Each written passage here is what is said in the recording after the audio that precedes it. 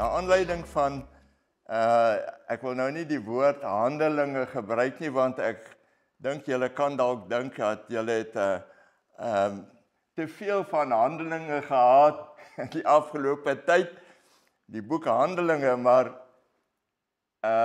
mens wonder, het julle al gedink daaroor, hoekom het dit gebeur? Hoekom die boek Handelinge behandel? Hoekom?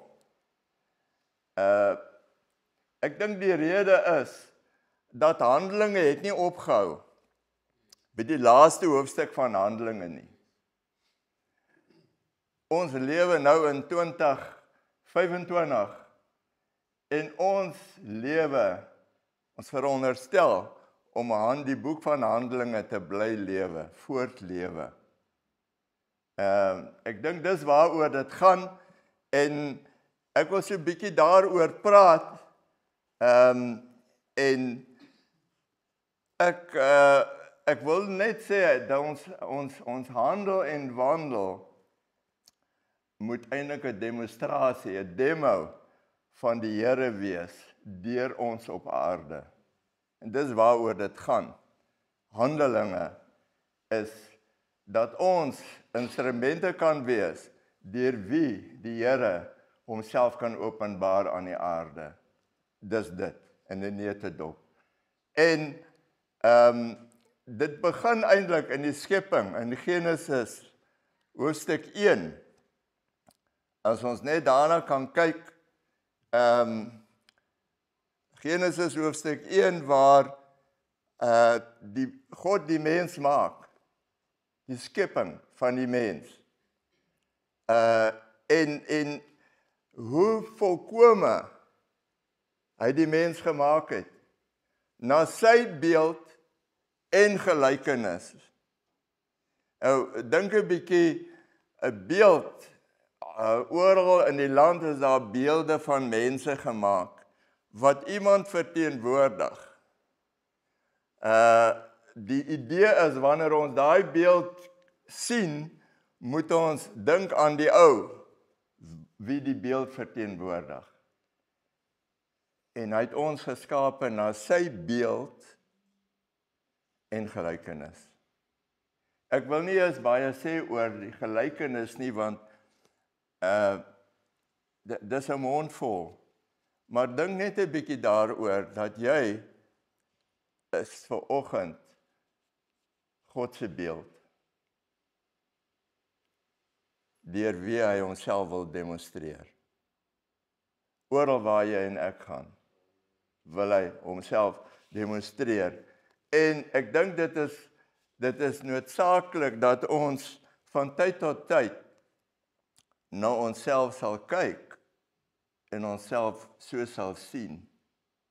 En dat ons so kan lewe, oefen om so te lewe, sodat hy homself deur ons kan demonstreer. Ons mense verskil. Selfe huis, selfe opvoeding. Ek dink aan Dries se 2 seuns, Dani en Kaal, verskil dag by nag. Heeltemal uiteenlopende geaardhede, selfe pa, selfe ma, selfe kos geëet, selfe opvoeding, verskil. Hoekom? Dis 'n rede. Ons word in ons moeder se skoot geprogrammeer met 'n doel, wat God deur jou wil doen op hierdie aarde. En dit is noodsaaklik dat ons identiteit in die Here kan vind. En ons vind dit deur die Heilige Gees se werk. En ons kan miskien net daai Handelinge 1 lees,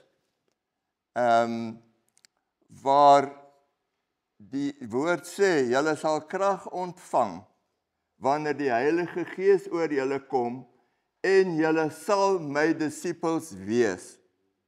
Julle sal krag ontvang, wanneer die Heilige Gees oor julle kom, en julle sal my disippels wees. Dit is Jesus se laaste woorde op aarde gewees. En ek dink, die belangrikste woorde wat 'n mens ooit sê, is daai laaste woorde. Iemand op 'n sterfbed sê, olé, of iemand afskeid neem, daai laaste woorde is 'n samevatting van wat daai persoon wil hê jy moet hoor. En dis wat Jesus sê, julle sal krag ontvang wanneer die Heilige Gees oor julle kom en julle sal my disippels wees. Julle sal die instrumente wees deur wie ek myself kan demo aan die wêreld. Die krag kry ons in die Heilige Gees. En ons sien dwars deur die woord, Ou Testament en Nuwe Testament, sien ons dit gebeur, hoe God mense gebruik. Daar's 'n skrif in 2 Kronieke 16 vers 9, as ons dit miskien kan sien ook, kyk, waar hy sê, die oë van die Here deursoek die hele aarde. Hoekom? Sodat hy homself kragtig of magtig kan openbaar deur jou en my. Sy oë deursoek die aarde. Jare terug was daar 'n liedjie, God is watching us from a distance. Julle sal dalk daai liedjie onthou. God is watching us from a distance. Dis nie waaroor dit gaan, hy wil ons nie net van 'n distansie af dophou nie. Maar ek wil vir jou sê ook, God is besig om jou en my dop te hou, waar ons is. As hy weet hoeveel hare ek op my kop het, Dion het nie so baie soos ek nie, maar die Here weet ook hoeveel hy op sy kop het. Die intensiteit van God se belangstelling in jou en my lewe is onbeskryflik. En die verhouding wat hy met jou en my wil hê, is onbeskryflik. Want hy wil hom deur jou en my demonstreer. En in die Ou Testament is dit vir my, word die boodskap so 'n bietjie mooier ingekleur, as ek dit so kan uitdruk, as in die Nuwe Testament, van manne en vroue wat gebruik was deur God om homself te demonstreer. En ek wil begin by Abraham. Toe Abraham geroep is. Abraham was eintlik 'n Irakees. Hy het van Irak afgekom. Toe God hom geroep het, ons het laasweek gehoor van roeping. God se roeping in ons lewens. En elkeen van ons wat gered is geroep. Hy is geroep. God roep vir Abraham en daar's 'n hele verhaal van sy lewe wat hy lewe van die tyd wat God hom geroep het, oral waar hy gewandel het en nou aan die einde van sy lewe kom hy en al twee sy seuns is gebore. Ismael en Isak is gebore. Hulle is ou mense en Sara sterf. En hulle bly nou, Abraham en Sara bly in die land Kanaan onder die Hetiete.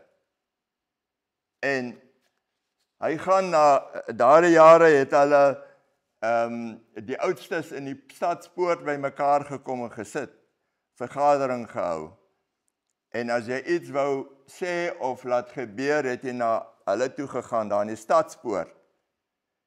En Abraham gaan na, Sara het gesterf, en Abraham gaan na hulle toe, om deel grond te koop, by een van hulle, waar daar 'n koppie is, sal ek nou maar sê, in 'n grot, wat hy Sara in wil begrawe. En hy gaan na hulle toe. En hy sê, ek wil graag hierdie stukkie grond by julle koop. En kyk wat sê die eienaar van die stukkie grond vir Abraham. Hy sê, in die Engels druk dit vir my pragtig uit, hy sê, you have been like a prince of God among us.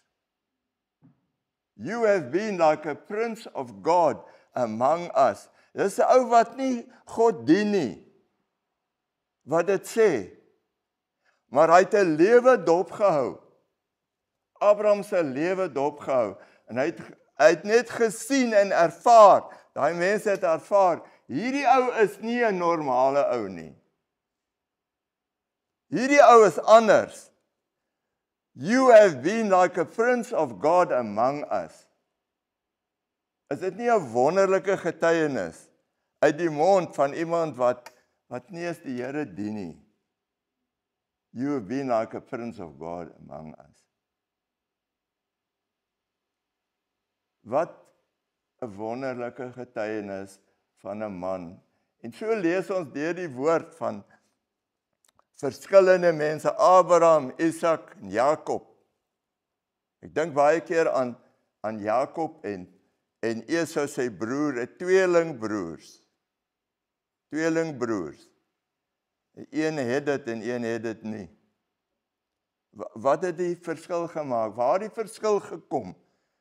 'n Tweeling nogal. En dit verskil so, geweldig. Een is 'n uitgaande ou. In moderne tyd sal ons sê, hy's 'n 4x4 man gewees, daai ou. Gejag en 4x4 bakkies gery en alles, en nou Jakob, maar by die huis rondgesit. Is nie eintlik 'n manne ou nie. Maar die keuses wat Jakob en Esau gemaak het in hulle hart voor God, is wat hulle eindbestemming bepaal het. En hoe hy hom deur hulle kon demonstreer of nie. Esau, sê die Bybel, het hierdie godsdiensding verag. En dis die ding wat Jakob gesoek het. Juist dit. En dit het al die verskil gemaak. In Exodus lees ons van 'n vrou. Dis nie net manne wat die Bybel van praat nie. In Exodus lees ons van 'n vrou. Sy was van die Lewiete afkomstig. Moses se moeder. En net om julle 'n bietjie geheue te verfris, die Hebreërs se kindertjies, al die seentjies, word in die Nyl gegooi. Opdrag van die koning. Want die Hebreërs word 'n dreigement vir die Egiptenare. Hulle teel te veel aan en hulle gaan te veel soldate hê en dan kan hulle ons aanval en ons oorval en so meer.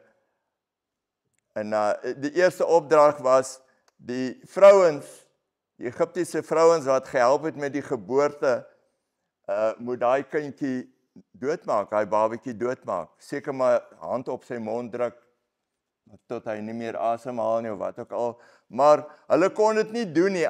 As gevolg van iets in hierdie mense kon hulle dit nie uitvoer nie. En toe gee die koning die bevel, gooi hulle in die Nyl. Gooi hulle in die Nyl. En die Nyl word die begrafplaas van baba seentjies. Hebreërs seentjies word daarin gegooi. En hier word hierdie seentjie gebore, Moses se moeder, en sy kyk na hom en sy sien hy's mooi. Hy's mooi. Nou ek sê altyd, ek verbaas my in die vrouens aan, as 'n klein babatjie gebore is, dis vir my die lelikste klein dingetjie wat daar is. Daai rooi klein dingetjie, maar in elk geval, sy sien dat hy mooi is. En die vrou het visie. Sy sien verder as net 'n Nyl wat dooie babetjies in het. Sy sien die Nyl as die reddingsplek van haar kind. En dat dieselfde plek wat klomp babetjies sterf, uit daai selfde plek sal haar kind lewe. Sy maak 'n mandjie, die babetjie word daarin geplaas en hy eindig, soos ons almal weet, in die paleis.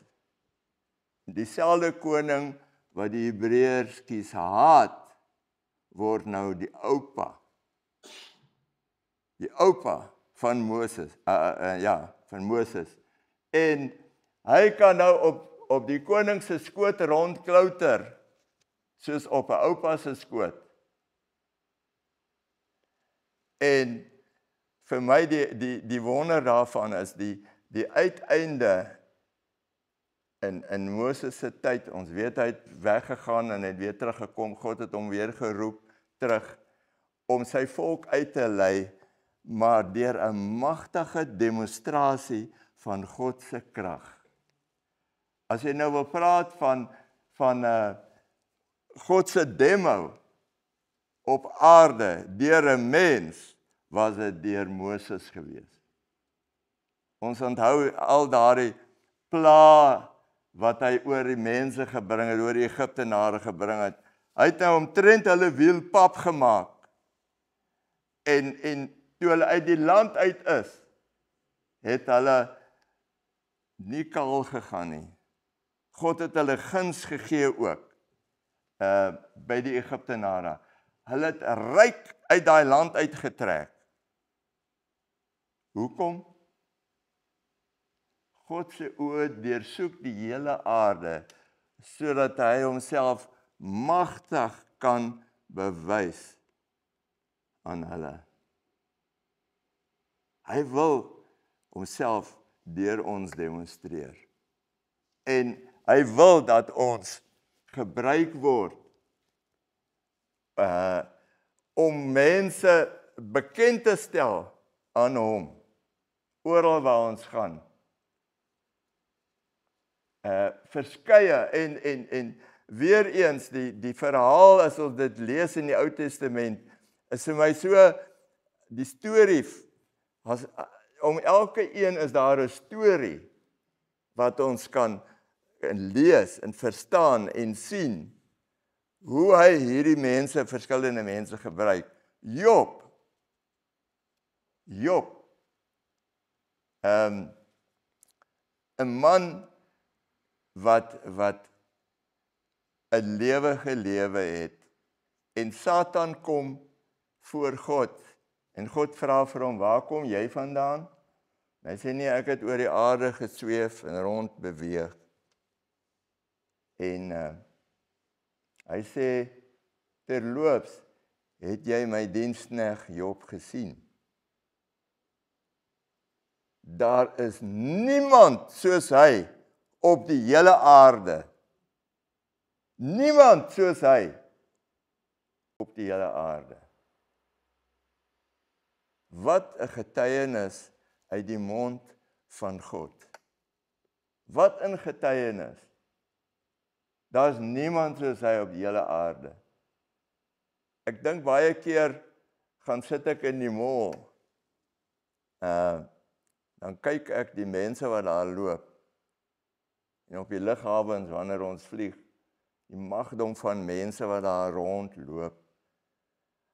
Elkeen het 'n kop en 'n verstand, en elkeen is besig met denke. En dit gaan so deur mekaar. En God het eintlik 'n plan met elkeen. Oorspronklik is ons geskape na sy beeld en gelykenis. En hy het 'n plan eintlik met ons almal. Die probleem is net, Maak ons dit of maak ons dit nie?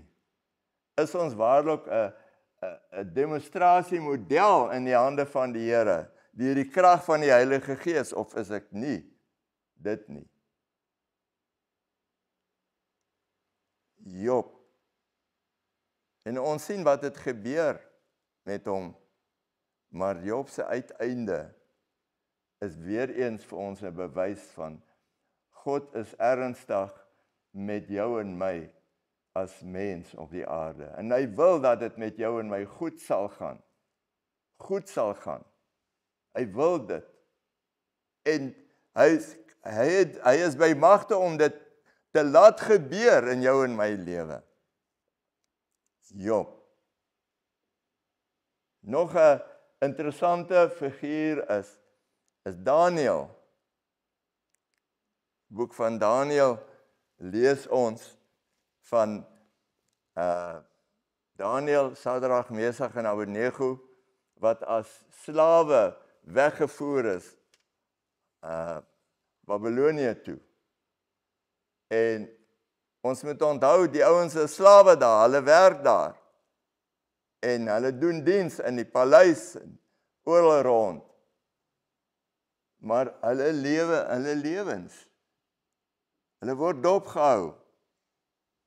En ons weet die koning het 'n droom gehad van die beeld en dit het hom geroer. Koning. Dit het hom geroer en hy wil weet wat dit beteken. En Daniël kom in voor hom en hy lê vir hom die droom uit. En dit is vir my aangrypend om te lees dat die engel sê Nebukadnezar fell prostrate before him. Hy het voor Daniël neergeval, en die Bybel sê hy het hom aanbid. Kan jy dink hierdie magtige koning sal voor 'n slaaf neerval en hom aanbid? Hoekom? Daar's 'n gees in hierdie ou. Die gees van die lewende almagtige God is in hierdie ou. Geen wonder die Josef het in sy tyd, ons lees ook die verhaal van Josef, die hele storie van sy lewe, hoe sy broers hom verkoop het en waar hy beland het en het uiteindelik in die gevangenis. Hy het dit nie verdien nie, maar hy is daar en hy bly lewe. Josef is Josef daar. Ongeag van die omstandighede, lewe hy sy lewe voluit, selfs met die uitdaging van mevrou Potifar, wat hom probeer verlei. Josef is Josef, God se diensknegt, God se demo, tot die droom kom, en die koning, 7 vet are, 7 maar are, 7 vet koeie, 7 maar koeie, wat sou die droom tog kan beteken? Behalwe as dat die koning het dalk te groot styk geëet die vorige aand, sou 'n mens sê. Maar nee, die Here gebruik sy diensknegt, Josef, om daardie droom uit te lê. En hy kom met die uitweg van die droom en 'n volkomme besigheidsplan wat hulle moet doen. En die koning sê hierdie woorde, hy sê, kan ons 'n man vind soos hierdie een, in wie die gees van God is? Can we find a man such as this, in whom is the Spirit of God? Hy sien die gees van God raak in daai persoon. Kan dit raak sien. Dis waaroor dit gaan. Hierdie verhouding wat ek en jy het met die Here op aarde. Daniel, sy broers, medebroers in die geloof, daar in daai vreemde land, daardie 4 ouens het die koninkryk van die Babyloniërs geskit deur wie hulle was. Net daai 4 ouens. Ons kan gaan lees van wat sê Nebukadneser van hierdie God? Hoe sien hy hierdie God? Want God het homself gedemonstreer deur hierdie manne, deur hierdie ouens, onmoontlike goed. Dit wat onmoontlik is. God demonstreer hom daardeur. En hy wys vir die wêreld wie hy werklik is. En hy wil jou en my gebruik. Hy wil jou en my gebruik. Die diversiteit van ons persoonlikhede, ons geaardhede wil hy gebruik om homself te demonstreer op aarde.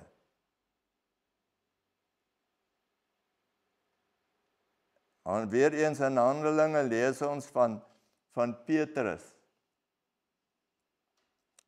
Hulle is op pad en kry die lam ou wat daar lê. En Petrus sê vir hom, kyk na ons. Kyk na ons. Ons het nie geld nie. Silwer en goud het ons nie. Maar wat ek het, gee ek. Wat ek het, gee ek.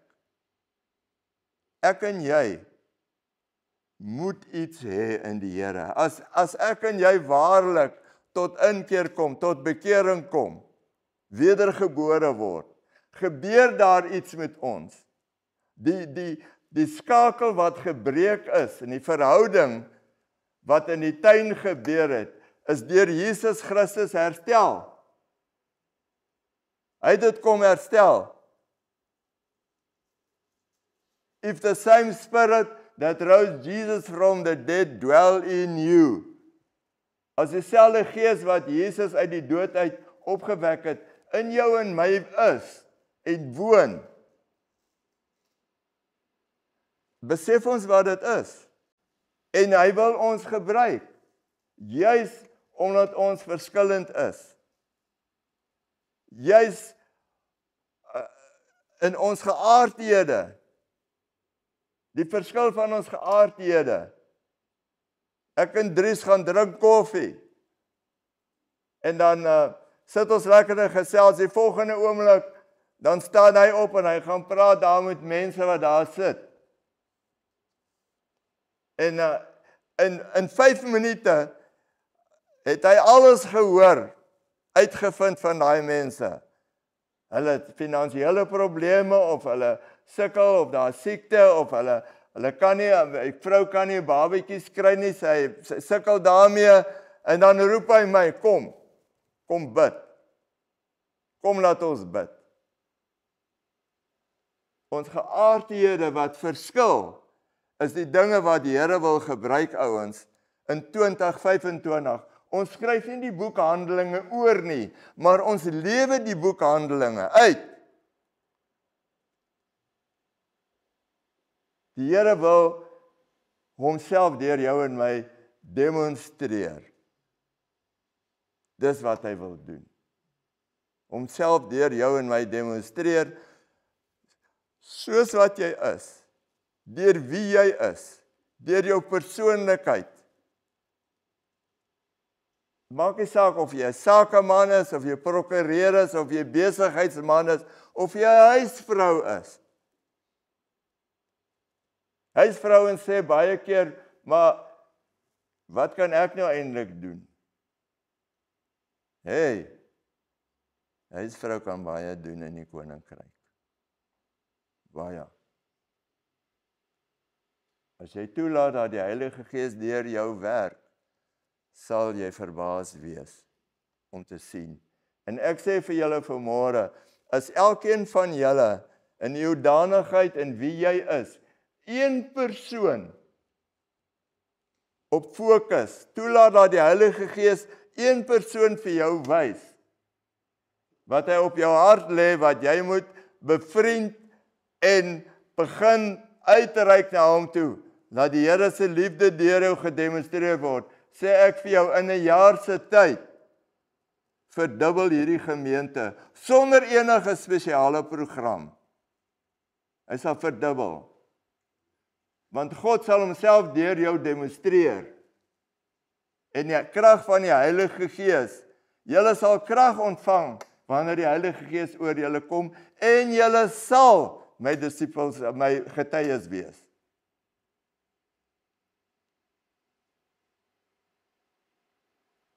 Elkeen van ons hier sit met begaafdheid, waarin jy opgelei is, vermoëns wat ons het, die dinge waarvan ons hou, is goed wat die Here kan gebruik en wil gebruik. En laastens, in Johannes, lees ons van, ek noem dit God se adres. Hy sê, as ons hom lief het, sal die Vader ons ook lief hê. En hulle sal kom en by ons woning maak. By ons woning maak. So, wat sê dit eintlik vir jou? Dit sê eintlik vir jou dat God se adres is jou adres. Jou huisadres, dis eintlik die Here se huisadres. Want hy woon by jou en my. Deur die krag van die Heilige Gees woon hy daar. En hy wil homself, oral waar jy en ek gaan en beweeg, wil hy homself demonstreer. In 'n wêreld wat deurmekaar is. Ouens, as hy ooit 'n wêreld deurmekaar is, in die tyd waarin ons nou lewe. Wêreld is deurmekaar. Mense is vasgevang in 'n toestand van hopeloosheid. Hulle het nie hoop nie. Hulle weet nie wat gaan gebeur nie. Ek weet ook nie wat gaan gebeur nie. Maar ek het hoop. Ek het 'n toekoms. Ek weet nie presies hoekom ons Nelspruit toe trek nie. En dit is nie maklik op my ouderdom te trek nie. Vra my. Ons het omtrent 'n maand lank gepak. Maar ek weet dat die Here 'n doel het met ons lewens. Almal van ons hier. En dat hy jou geaardheid, jou persoonlikheid, wie jy is, of jy werk of by die huis of wat ook al, oral, nie net hier in hierdie gebou nie, maar veral Maandag, Dinsdag en Donderdag, buitekant, op die markplek, daar wil hy jou en my gebruik om uit te reik na ander mense toe, deur die Heilige Gees se demonstrasie, in daai oomblik, in daai situasie, wat jy moet doen, moet jy doen. En ons moet die sensitiwiteit ontwikkel vir die Heilige Gees se stem, sodat hy ons kan gebruik, want hy wil ons gebruik, ouens. Ons is almal begaafd. As jy in die Here is, the immeasurable greatness of His power in us who believe. The immeasurable greatness of His power in us who believe. En hy het dit gedoen, toe hy Jesus uit die dood uit opgewek. En daai selfde Gees, wat in die doderyk ingegaan het en Jesus opgewek het, is dieselfde Gees, wat veronderstel is om in jou en my te woon, en ons te leer en lei in al die waarheid. Ons spog nie oor onsself nie, ouens, maar ons spog oor die Here wat ons dien, en ons spog oor die Heilige Gees se krag wat in en deur ons wil werk. sodat hy homself deur jou en my kan demo en dit hom bly maak, opgewonde maak, oral waar jy en ek is en beweeg en bestaan. Mag sy koninkryk kom. Mag die Here julle almal gebruik in die uitbreiding van sy koninkryk. En mag dit wees, wanneer hy kom en ons staan voor hom, ons los maar al die dogma verskille uit, feit bly staan, hy kom, en ons gaan voor hom staan. Mag dit so wees, dat hy vir jou en my sê, wel gedaan, wel gedaan. Mag dit so wees. Die Here seën julle, die Here gebruik julle, tot die uitbreiding van sy koninkryk.